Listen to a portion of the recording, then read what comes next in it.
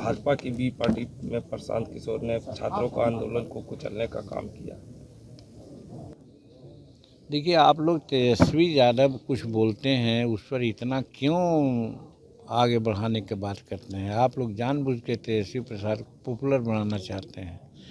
तेजस्वी प्रसाद की बातों का हम लोग कभी कोई केयर करते हैं? किसको बी टीम बना देगा, किसको सी टीम बना देगा, उससे क्या मतलब है। रही बात ये कि छात्रों का जो आंदोलन है, आप ही लोगों से हम प्रश्न करते हैं। 912 केंद्र था तो 911 केंद्र में कोई गड़बड़ी नहीं हुई। 3 लाख समथिंग लड़के वहाँ पर अपीयर हुए हैं और पटना केंद्र में वो भी साबित नहीं हुआ कि यहाँ क्या गड़बड़ी है। लेकिन अगर मान लिया जाए कि गड़बड़ी ही है तो रद्द हुआ है कोई के वहाँ का ये परीक्षा, तो रद्द हुआ है तो फिर दूसरा परीक्षा लेने की तैयारी चल रही है। तो एक सेंटर के चलते 911 सेंटर के 3 लाख बच्चों का भविष्य बर्बाद किया जाए, ये कहाँ का उचित है। इसमें अगर कोई आगे बढ़ कर के बात करता है तो हम समझते हैं वो राजनीति करता है। प्रशासनिक दृष्टिकोण से भी उचित है। ये 5,000 4,000 लड़के ऐसा कर रहे हैं और 1 लाख 3 लाख लड़के करने लगेंगे, रोड पर आ जाएंगे, तब क्या हालत होगा देश राज्य का। तो इसलिए ये जो भी हो रहा है, छात्र का आंदोलन है, इनको किसी के दबाव में ऐसा लोग कर रहे हैं। अगर परीक्षा का अवसर नहीं दिया जाता तो एक बात भी थी।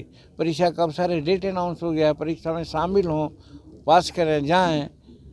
तो इसलिए आपके चलते 5,000 4,000 या 10,000 कह रहे हैं लड़कों के चलते 3 साढ़े 3 लाख बच्चों का भविष्य बर्बाद न किया जाएगा।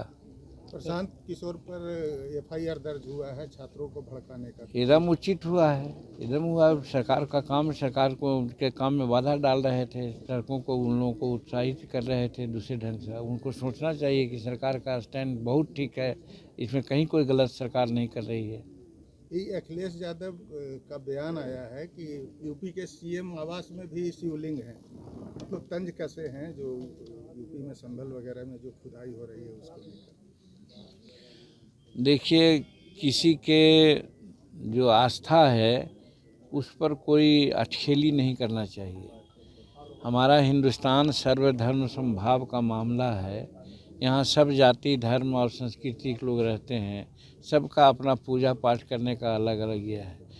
वहाँ शिवलिंग है ऐसा कह करके इस बात को नकार नहीं सकते हैं कि बहुत से मस्जिद ऐसा बना हुआ है जो मंदिरों को तोड़ करके या मंदिरों के अवशेष पर बना हुआ है। अगर ये प्राप्त होता है, साक्ष्य एक दो जगह मिला है, तो उसमें कोई कहने का उचित है क्या। हम भी कहना चाहते हैं कि अगर नहीं होता तो हम कह सकते हैं कि जानबूझ करके वैसा किया गया है। अवशेष आया, सर्वे आया है, उसमें है कि हाँ है, तब तो फिर इसको मानना होगा। और ऐसा होता है, ख़ास करके औरंगजेब के समय में हम लोग भी इतिहास पढ़े हैं। अपना धर्म प्रचार करने के लिए उन्होंने बहुत सारा काम किया था। आज लोग अगर जाग गए हैं या अपनी बात को समझते हैं और उसको प्रकटीकरण करना चाहते हैं और वो प्रकटीकरण हो रहा है, तो इसमें किसी को आपत्ति क्या होनी चाहिए। सर, हेमंत बिस्वा शर्मा का बयान आया है कि पूरे देश में यूसीसी लागू करेंगे।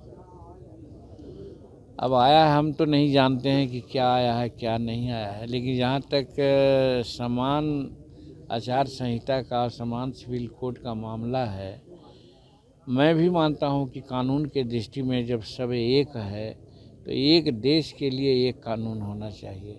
एक देश में 4 कानून नहीं चलेगा।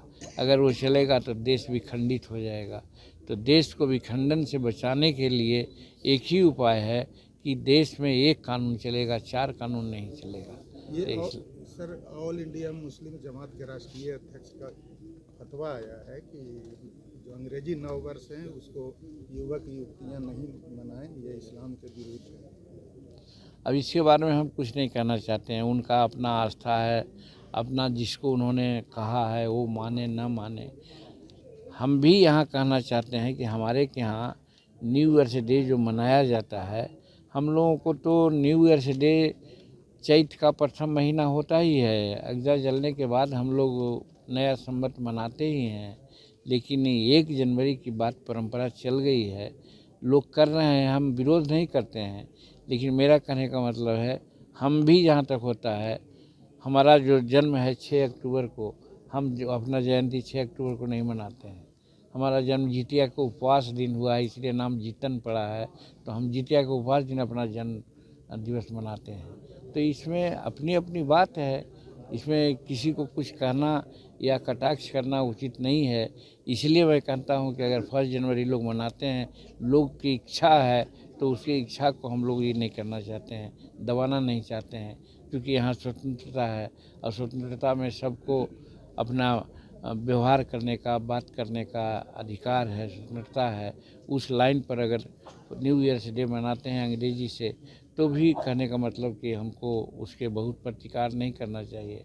अगर वो होता तो हम लोग तो आज अंग्रेजी माध्यम से बहुत सा काम करते हैं, राजकाज भी कहीं करते हैं। कहाँ हो रहा है, हमने सब हिंदी भाषा में प्रयास किया जा रहा है। तो 3 लैंग्वेज फार्मूला यहाँ पर लागू है। तो धीरे धीरे आगे जा कर के लोग समझेंगे, बात करेंगे। ठीक।